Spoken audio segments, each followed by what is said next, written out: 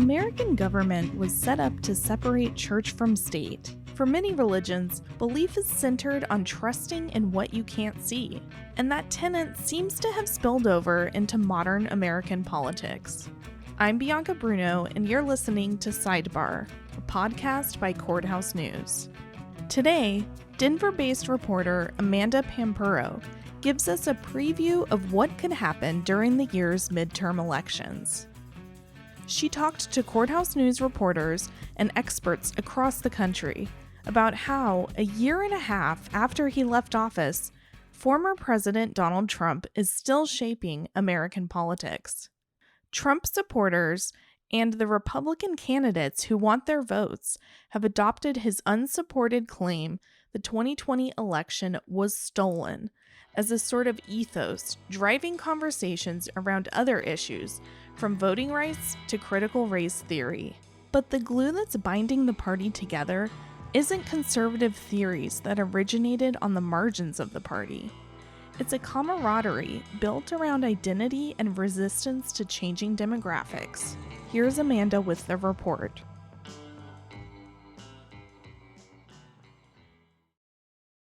If you want to know the truth, you have to start at the source. I'm Michael McDaniel. I'm a veteran and a correspondent in Phoenix for Courthouse News. I've covered right-wing protests and Antifa protests in Phoenix for the last few years. I went to the Cary Lake Rodeo Rally, which is about an hour outside of Phoenix in Morristown, Arizona. It's a very rural kind of country vibe, and there's about 1,000 people at the height of the attendance. Who's in this fight with me?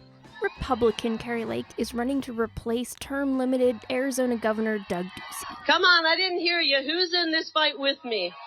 There's a bunch of colorful characters there. We got a gentleman with a brick wall jacket, which is obviously a nod to Trump's border wall. There's a lot of different military folks wearing colorful patches, different symbolism like MAGA t-shirts, blue line t-shirts. A lot of flags were being flown on cars and outside the establishments. There were no signs because everyone there was kind of like-minded. They weren't protesting anything. They were just there hanging out with conservative, like-minded people. And that's the gist of stuff that's happening here in Arizona is, it's like it has a cult-like following here. And it's rooted in like-mindedness. It's rooted in camaraderie. What everyone wants here is to kind of get out of their experiences to be brash, different, and counterculture.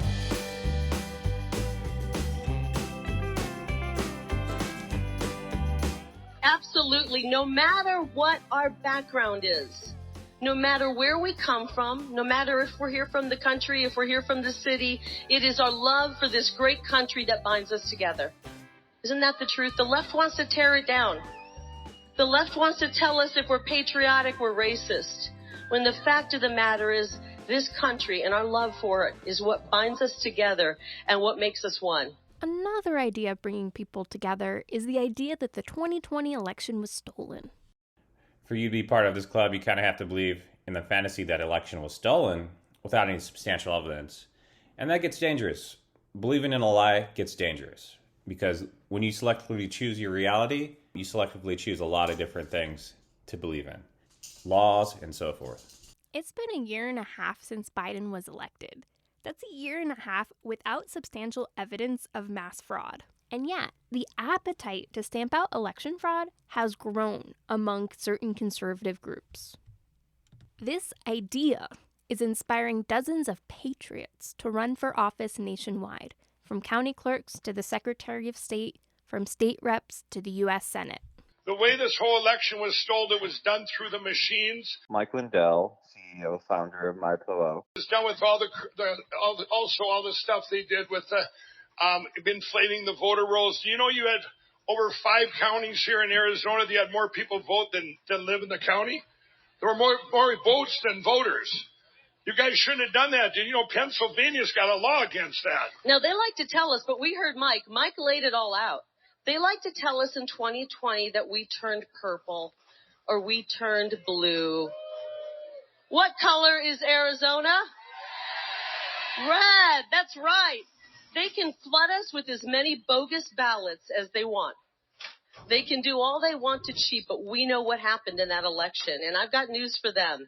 We are going to take this state back in 2022. It's worth pointing out that many Americans, like Lake and Lindell, and the whole cheering crowd, they all began asking the same questions at the same time. The source of this, of course, it's easy. It goes right back to President Trump and his rhetoric following the presidential election.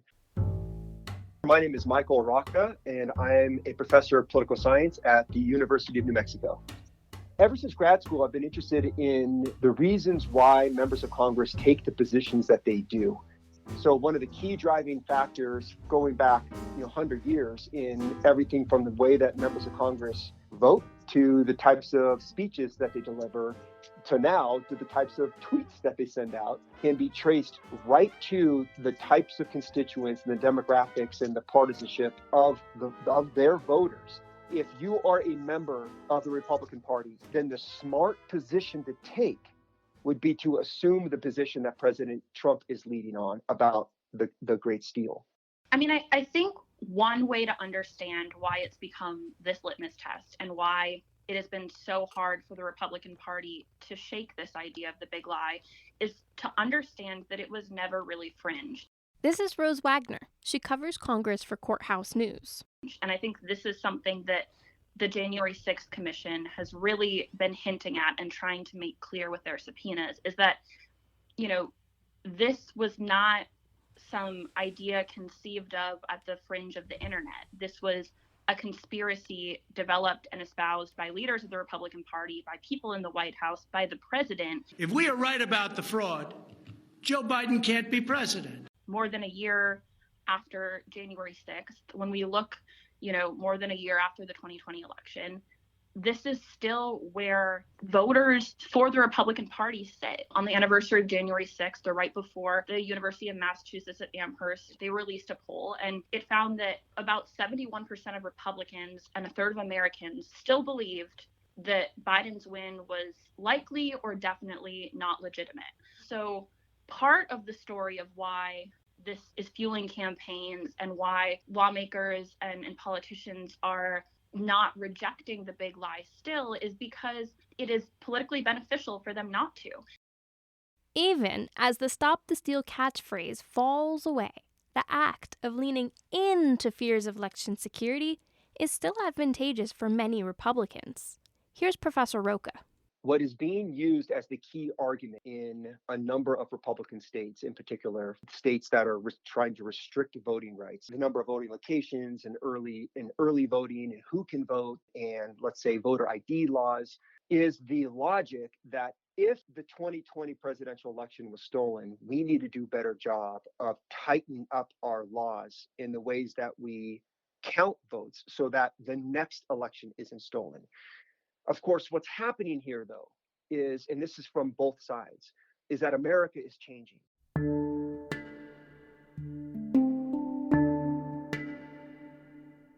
The 2020 census tells us this. In California, in New Mexico, in Texas, the percentage of people identifying as white dropped by about 20% between 2010 and 2020. Elected representation reflects this. Nearly a quarter of people in the U.S. House and Senate identify as Black, Hispanic, Asian Pacific Islander, or Native American. Pew calls the 117th Congress the most diverse in history. As America is diversifying, the Democratic Party has broadened its message to reach wider voting blocs. At the same time, the Republican Party has homed in on the primal fear of change, particularly among the white majority projected to lose political dominance by mid-century. As the demographics of the U.S. continues to shift, the political bases underneath the Democratic and Republican parties begin to shift, and that makes them nervous. So you have arguments out there all about what's right and what's wrong. You have arguments about the Great Steal or not, but really what's happening here is the Democratic and Republican parties are looking to win elections. Trump, in other ways, is still a prevalent force, even if his name is not spoken by lawmakers. Rose said it's not just around voting fraud. One of those is the widespread condemnation of so-called critical race theory as sort of a catch-all for any conversation about race and as sort of a tool to go on the offensive against democratic legislation, whether it be aimed at reforming the criminal justice system or talking about voting rights. This has become a really mainstream line of rhetoric among lawmakers who may not be saying Trump's name, but have learned the strategies and the topics that he espoused as president. When this debate on voting rights happened on the Senate floor, we saw Mitch McConnell, who again has not believed that the election was illegitimate in 2020, but he very much was happy to use a similar line of logic to condemn voter rights, an idea that voter suppression is not real. In fact, he referred to voter suppression as this big lie. That strategy is derived from Trump, and it's being used by people who even publicly have distanced themselves from him. I'm a very stable genius. Did Trump carefully craft his messages in response to these trends? Or did he luck out? I think President Trump came along in 2016 because of the way that America was changing and the great discomfort that a lot of America had with the swamp, with Washington, D.C. political insiders, with, suddenly their community and their counties and their cities aren't looking the way that they're used to it looking. And they were maybe getting nervous about it. And they were looking to politicians who reflected those changes, whether it was candidates like AOC who look like me, or President Trump who look like me and sound like me, or for whatever that might be. Functionally, it's effective, but do you see it as problematic to run on the message that the election was stolen? So asking me as a political scientist, is there any danger in this? I would say absolutely there's some danger in this. There's a danger in democratic norms unraveling. What is a more interesting debate, though, is what is good representation in that regard? Is good representation a Republican member of Congress thinking that the election wasn't stolen, but yet taking positions that it was because the constituents do so? What's the job of that member of Congress right there? And that's a much more difficult conversation and answer, to be honest with you, to deliver. Claims of election fraud clearly get people riled up, but some Republicans wonder if the snake oil is worth the price. Telling lies, sowing distrust in our electoral system. There are polls coming out where you have, a bunch of Americans who no longer believe that our political system works, that our electoral system works. And when you take those sorts of ideas away from people, when you have people participating in a democracy, they really need to believe that their vote counts. I am Gunnar Raymer, and I'm the political director at the Republican Accountability Project. And we have someone here internally that literally watches Steve Bannon's show all day. Like, that's his job, is to track down the craziest Republicans saying the craziest things. And part of that is watching Steve Bannon. So people like Mark Fincham, Jody Heiss, Jim Marchant in Nevada, Christina Caramo, Trump endorsed in Michigan running for Secretary of State. The Stop the Steal message is like the sole message these candidates are running on. And Colorado is no stranger to that. The Secretary of State candidate, Tina Peters, is chief among them. Like your computer and phone, electronic voting machines across the country need to be updated regularly. After all the 2020 scrutiny, Mesa County Clerk and Recorder Tina Peters decided to take matters into her own hands. In May 2021, she took the security cameras offline and let the updates be recorded. Now, these updates are done manually, in person, to keep every detail under wraps. On Peters' watch, these unauthorized videos of the process and passwords were posted on Telegram and the Gateway Pundit. Last year, Colorado Secretary of State Jenna Griswold sued to prevent Peters from overseeing the 2021 election. The judge granted the request, and Griswold filed a second lawsuit in January to keep Peters away from the midterms. More recently, the Mesa County DA filed criminal charges against Peters for identity theft and violation of duties connected to the incident. Amid all this controversy, Peters announced she was running for Secretary of State. And I won't quit standing against corruption and standing against massive government overreach. And I'm standing against nationalized elections and this one-party rule in our state and federal government. Throughout the saga, Peters claims she was in the right, increasing transparency for the people. She calls the investigations and indictment part of a political hit job. When she started speaking at the same events as MyPillow CEO Mike Lindell, Peters got lumped in with the Stop the Steal community. I read the 2021 forensic report analyzing the Mesa County leaks. It raises a narrow concern. Could files deleted during a software update interfere with the county's ability to run a full forensic audit? That seemed reasonable, so I reached out to Peters' campaign to get clarity. I asked whether I was mischaracterizing her, whether she was making a nuanced critique about the distribution of power between the state and county, whether she had been unfairly categorized with the Stop the Steal clique. Her spokesperson turned the table and asked why I wasn't trying to get the second audit report from the Mesa County Board of Commissioners, which has not been made public. Quote, "Why would that be if the information that has been found by the cyber experts is totally bogus?" she wrote. The general feeling is that they want to quash the report because it is damning. As a journalist, you should be asking to see and read that report. You will then have answers to many of your questions. I put in my open records request, and I asked other sources whether I had the story wrong. Here's Gunnar Raymer.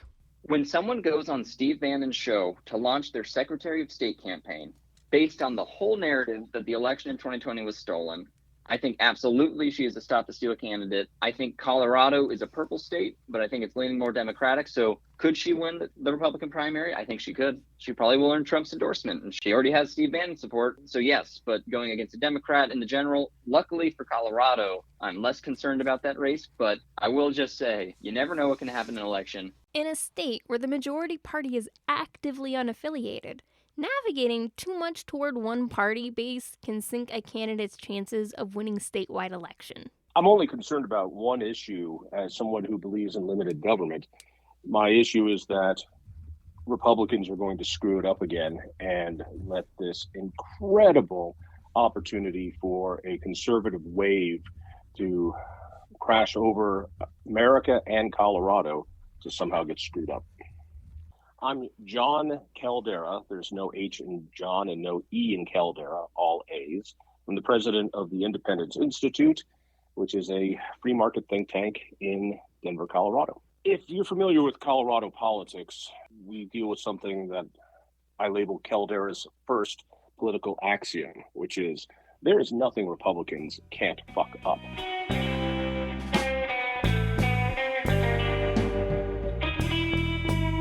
Does a Republican in Colorado need to profess that the election was stolen, Trump's election was stolen, in order to win the primary? Maybe. We will find out in a couple of months. If they say that the election was stolen, and if that is a primary push of theirs, their defeat in the fall is guaranteed.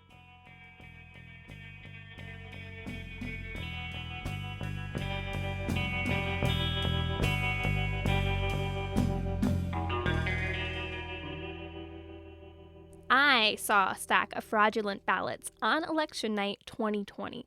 I got the full tour down at Denver's election headquarters downtown, while an army of volunteers ripped open envelopes and sorted ballots.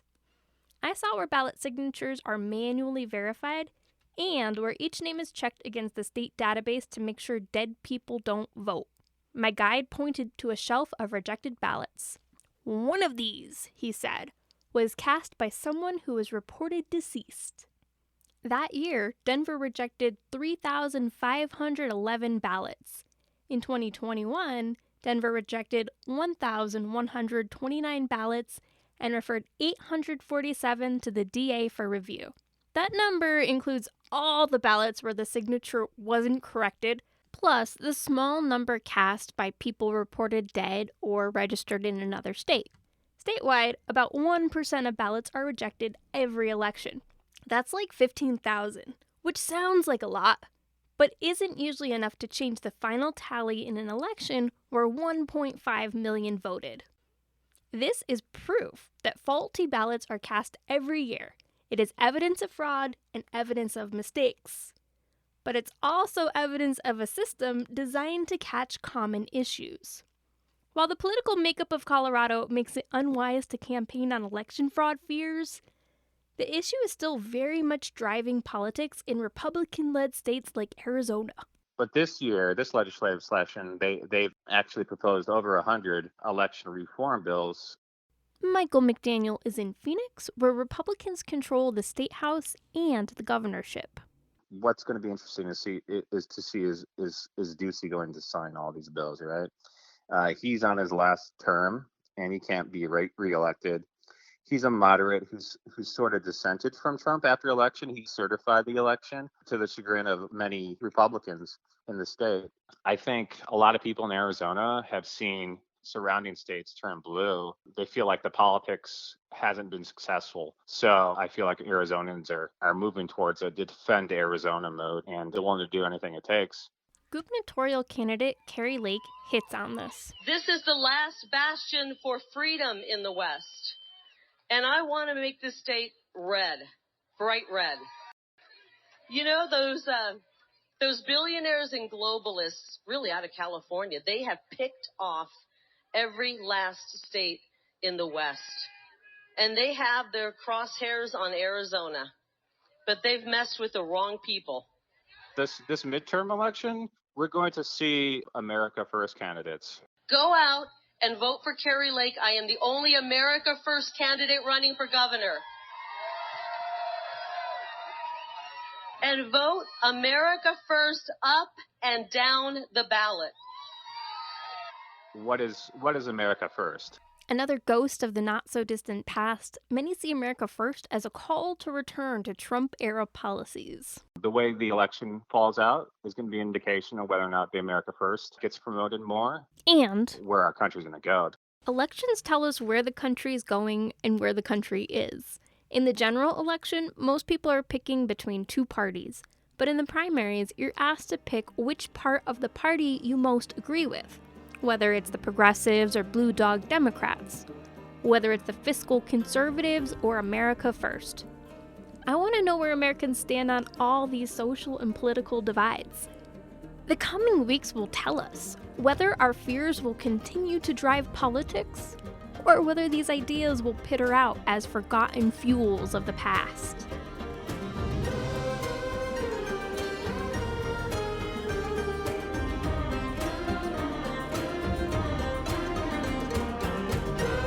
Thanks to Courthouse News reporters Rose Wagner and Mike McDaniel for sharing their expertise on politics in DC and Arizona.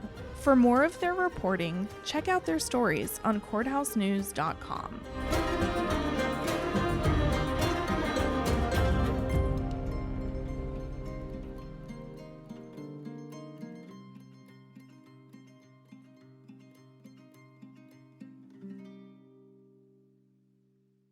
As polarizing as American politics have become, there are still purple states where unaffiliated voters make up most of the constituency, and Colorado is the state to watch. In the newly drawn 8th Congressional District, candidates are lobbying for voters' support the old-fashioned way, through their pocketbook.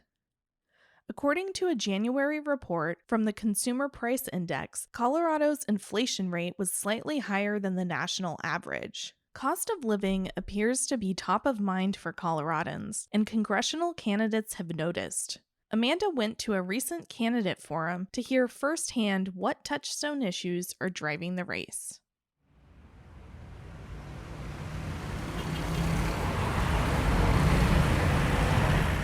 On a Thursday night, I drove 30 miles north from Denver rush hour traffic through vast farmlands to the Fort Lupton Rec Center on the edge of oil country. 4 Republican candidates were making their case to voters in Colorado's newly drawn 8th Congressional District. I wanted to hear them for myself. Festive air filled the conference room as folks finished off the barbecue buffet. In opening remarks, the panel launched right in with quick jabs at the DC establishment, President Biden, and Nancy Pelosi. We were taking shots for Nancy to go away. Yeah. So every time we sat down early before the forum started and said, what's going to drive us to drink? Yeah. And that's going to be every time we hear a candidate say that Nancy Pelosi needs to go. That's Toby Williams, a longtime Republican supporting the campaign for Jen Coleman, a petroleum engineer and current mayor of Thornton. By the way, those were shots of Coors Banquet beer. Before 2018, the Centennial State elected a Democrat for governor and a Republican for Secretary of State, and nobody batted an eye. It makes sense that the Independent Redistricting Commission drew the newest congressional to be 28% Democrat, 25% Republican, and 44% unaffiliated. Unlike Boulder Democrats and Mesa County Republicans who can play to their base, the representative elected to the 8th District is going to be chosen by unaffiliated centrist voters. You see both parties focusing on kitchen table issues that cut party lines.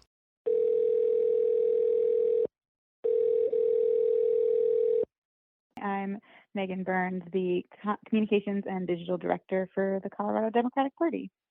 Hi, this is Christy Burton Brown, Chairman of the Colorado Republican Party. Yeah, I think like a lot of people, really just want to see things return to normal. The fact that they're paying more at the gas pump, they're paying more at the grocery store, then they're afraid it's going to continue to go higher. 9 in 10 Coloradans are worried about inflation. With people are looking to save money with inflation post the pandemic. The fact that Colorado is the #1 state for auto theft, violent crime has risen. Here in the metro area, we've definitely seen a rise in car theft and catalytic converters theft. And I think it's really about taking a systemic view on what is causing crime to go on the rise. And those are the issues voters are most concerned about as we talk to them. We do have to reach a majority of unaffiliated voters and turn out the Republican base in order to win elections in Colorado. And the Democrats have to do the same thing for their part. One issue is notably absent from the Republican quiver over here. At the forum, when asked point blank whether they subscribe to the notion that the 2020 election was stolen, 2 of the 4 candidates balance an ambiguous call for better election security with the need to move on. One teased that there are too many irregularities to ignore. And the last. What you only heard from one candidate was that unequivocally the 2020 election was not stolen. A lot of them danced around the topic, but one candidate, Barb Kirkmeyer, said that no, the election was not stolen in Weld County, and no, the election was not stolen in 2020. Nick Liebenstein works for Kirkmeyer's campaign.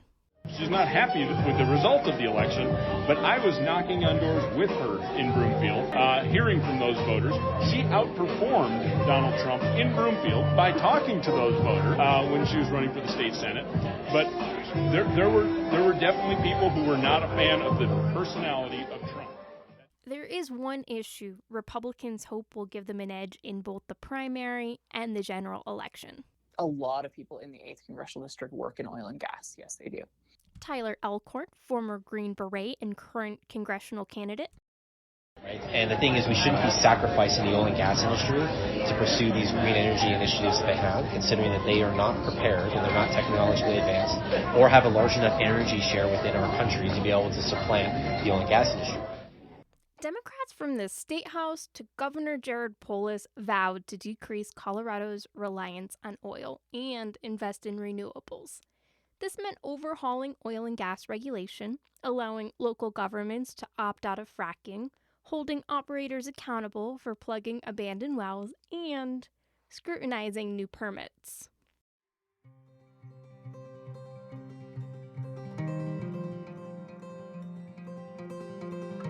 It is early in primary season, but there's also a tough balance to strike between the Democratic base that still wants to cut fossil fuels and the large portion of the general 8th District electorate that works for the industry. Megan Burns says voters don't really have to choose between the economy and the environment. This is an interesting, sort of comms and marketing tactic from the GOP that they often say it is one or the other when, there's a lot of industries that do both, and they do both really well. Looking up at Wyoming, there's been some really cool stories coming out of there with wind farms and, helping to build jobs and, replace coal and mining and that sort of thing. I don't see why they are mutually exclusive. I think people are looking for a solution that isn't about restricting, but is about gain. It's like, how do we move forward in an economical standpoint, as well as help save the environment. So we have longevity in this region. There's a strong sense of optimism from voters and candidates in both parties, like anything is possible.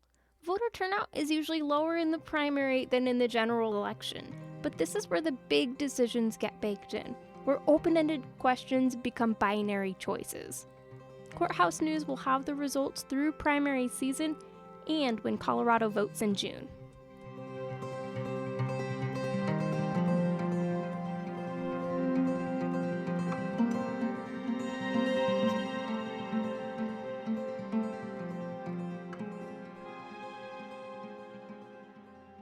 Your friends and family aren't the only ones who left work during the pandemic-induced Great Resignation.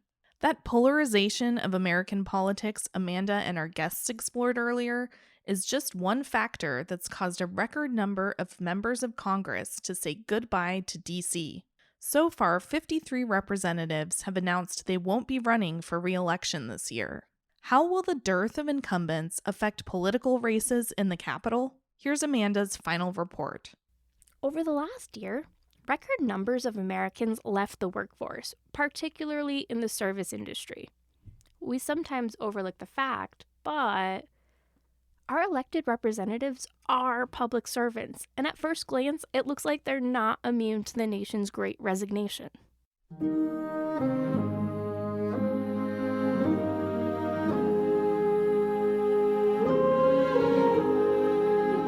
At this point, 53 members of Congress have announced they're not running for re-election. That's 10% of Senate Republicans and 10% of House Democrats, the highest number to leave the blue side of D.C. since the 90s. What is happening here? The truth is a complex concoction of political pressure, redistricting, and perhaps the pandemic-spurred realization that life is short.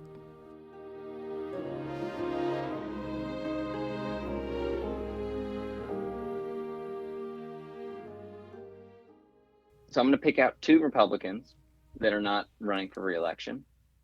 Gunnar Raymer, political director at the Republican Accountability Project.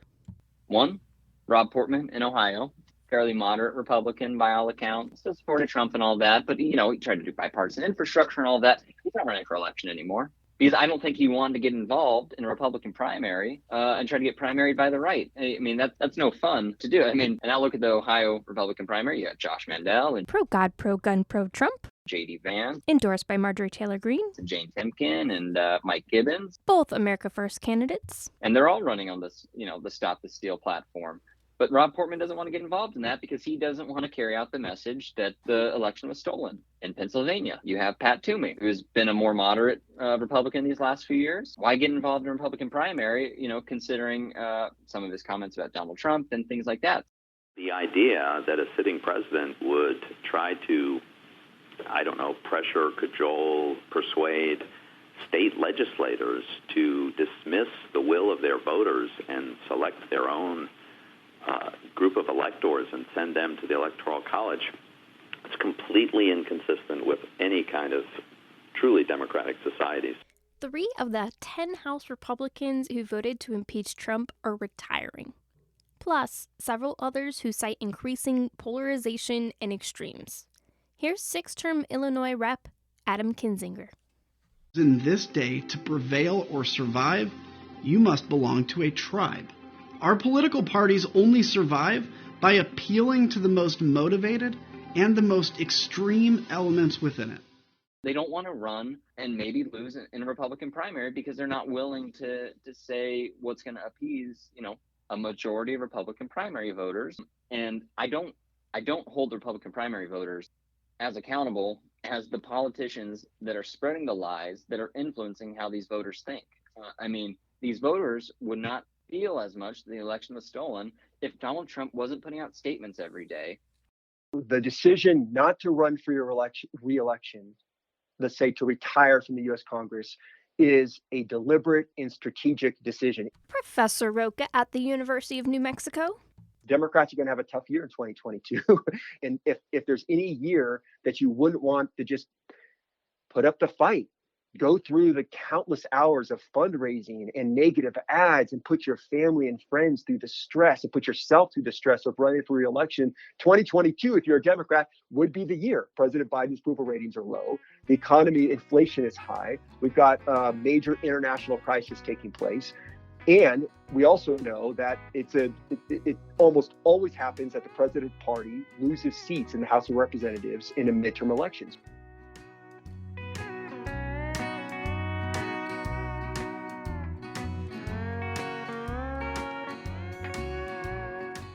It is almost a law of nature, regardless of, what policies the president and Congress are able to pass, that, members of the president's party are just going to lose some ground in midterm elections. Rose Wagner in DC.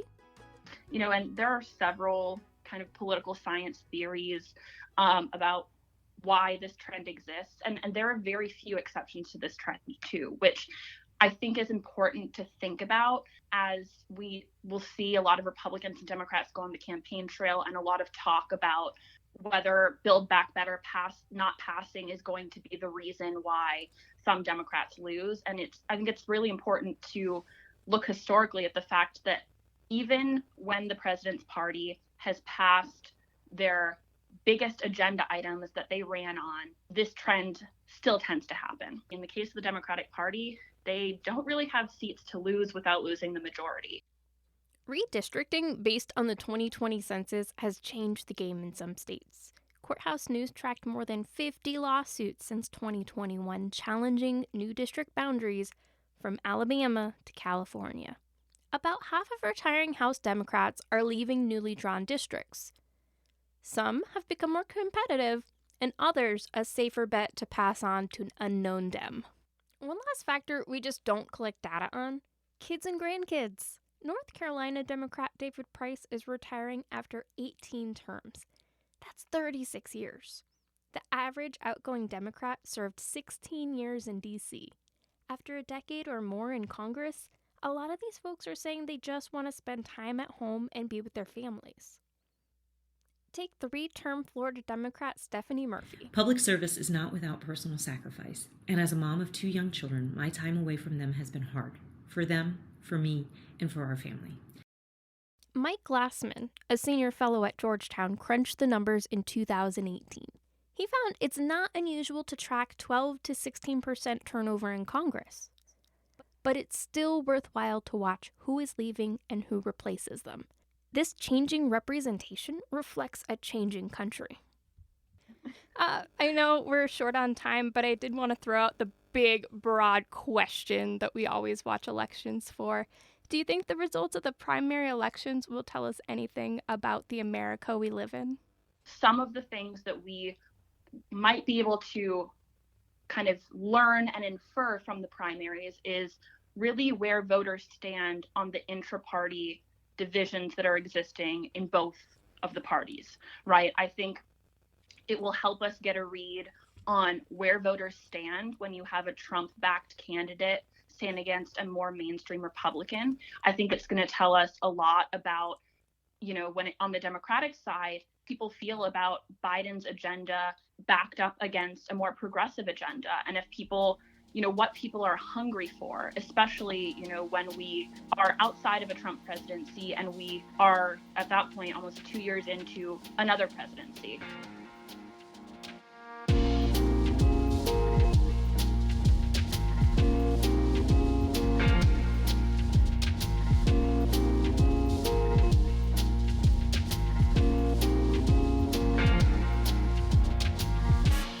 Halfway through President Joe Biden's term, the political makeup of Washington, D.C.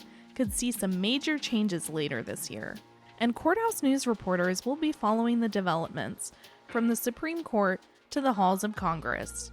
Be sure to follow us on Twitter at Sidebar CNS and Courthouse News for real-time updates on law and politics from coast to coast. See you next time when we preview the long-awaited defamation slugfest between actors Johnny Depp and Amber Heard.